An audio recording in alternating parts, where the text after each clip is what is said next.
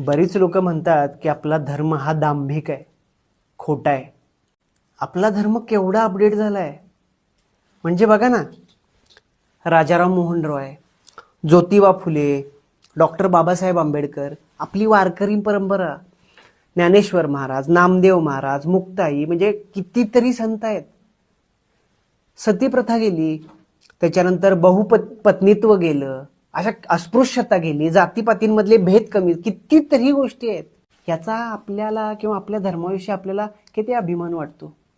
आपल्या धर्मात सुद्धा बऱ्याचशा चुका आहेत, म्हणजे अस्पृश्यता आहे, जातीपाती आहेत, किंवा अजून सुद्धा स्त्रियांना थोडी वेगळी वागणूक दिली जाते. पण त्या संदर्भात आपल्या देशात खूप कडक कायदे आहेत, वागले जातात, लोकांना त्याचा फायदाही होतो.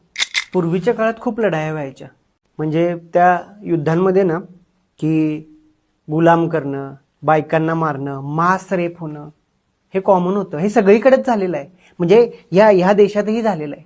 पण या मातीचं वैशिष्ट्य काय आहे माहिती आहे?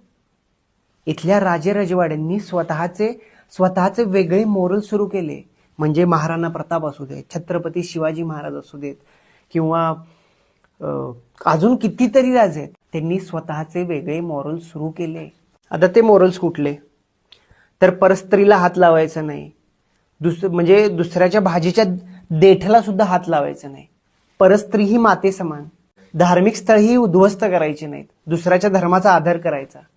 ज्या धर्मानं अखंड जगाला योग, अहिंसा, शांती ह्या गोष्टीचा संदेश दिला, त्याला काही लोक काय म्हणतात, ते हिंसा करणारा धर्म म्हणतात.